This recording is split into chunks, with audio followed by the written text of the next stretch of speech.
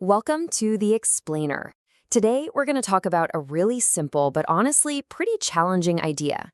What if real, true freedom comes from letting go of the one thing we all seem to want, everyone else's approval?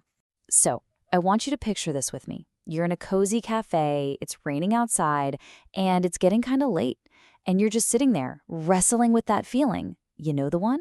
That little buzz of anxiety, always wondering what people think of you. The pressure to fit in, to say the right thing, to just be liked. It is exhausting, isn't it? Well, that feeling, it's what we can call the weight of approval. It's this universal struggle, like we're always performing for some invisible audience, just hoping we get a thumbs up.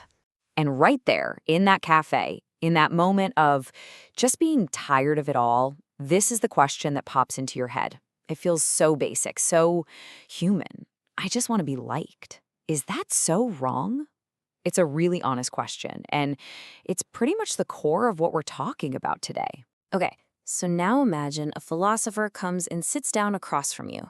He hears you, but instead of just patting you on the back, he offers a challenge, a totally radical new way of looking at things. He just looks at you and says, "You're living someone else's life." Whoa, that's a heavy one, right? But what he means is, when all your choices are about getting other people to like you, you've basically handed them the steering wheel to your own life. You end up just reacting to their expectations instead of acting on what you truly believe. And then, the philosopher goes even deeper. He says it's not just other people's opinions that trap us. It's our own pasts, our mistakes, how we were raised, all the labels people have stuck on us. But, he says, there's a way out. And here it is. Here's the big mental shift. So many of us fall into this trap of thinking, I am the result of what happened to me.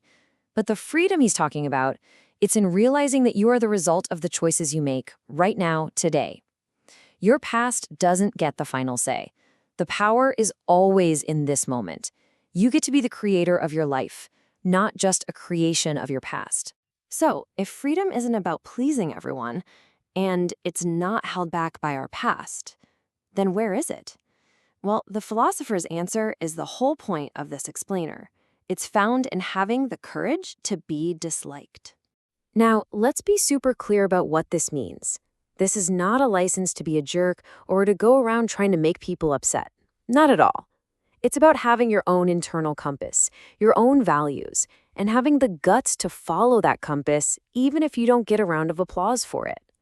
It's the freedom that just comes from being you. And this is the big fear, right? This is the question that hits you immediately. Okay, but if I stop trying so hard, if I risk someone not liking me, am I going to end up all alone?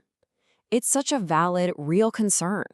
But the philosopher's answer is so hopeful. He says, no, actually the exact opposite will happen. When you let go of trying to get everyone's approval, you start to filter out the connections that were kind of superficial anyway. You stop putting on a show, and that makes room for the people who connect with the real you to come into your life.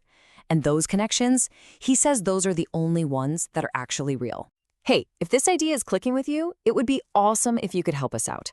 Just take a second to like this explainer, maybe drop a thought in the comments, and definitely subscribe so you don't miss what's next. Because at the end of the day, the reward for having this kind of courage isn't loneliness. It's the complete opposite. It's about finding your true people.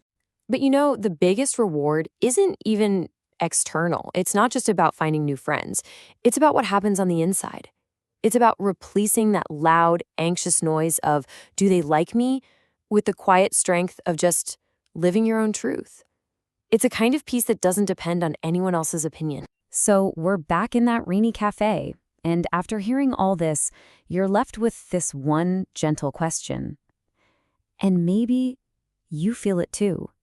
That little spark of quiet strength.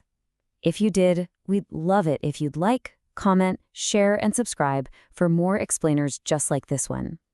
Thank you for listening.